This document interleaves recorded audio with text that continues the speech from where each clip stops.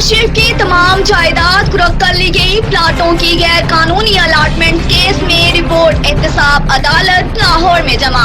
अदालत ने आइंदा समाअत पर शरीक मुल्ज़म हमायूं फैज रसूल को तलब कर लिया।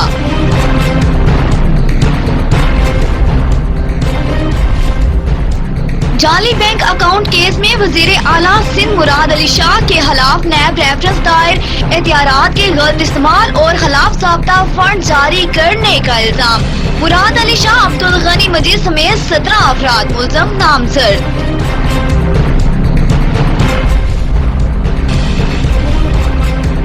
वज़ीर आज़म इमरान खान की ज़ेरे सदारत वफाकी काबीना का इजलास। इलेक्शन कमीशन के सामने अपोजिशन जमातों के एहतजाज पर बातचीत।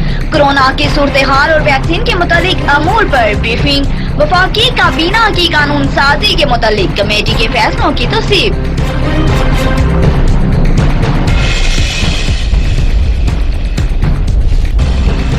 बिलावल भुट्टो जरदारी ने कहा कि हुकूमत को मुस्ताफी होना पड़ेगा, नलायकों और नाअहलों को पूरे पाकिस्तान से भगाना पड़ेगा। ये तो फॉरेन फंडिंग से आए हैं। जमहूरी नुमाइंदे इलेक्शन कमीशन के सामने जमा है। इलेक्शन कमीशन को हर सूरत जवाब देना पड़ेगा।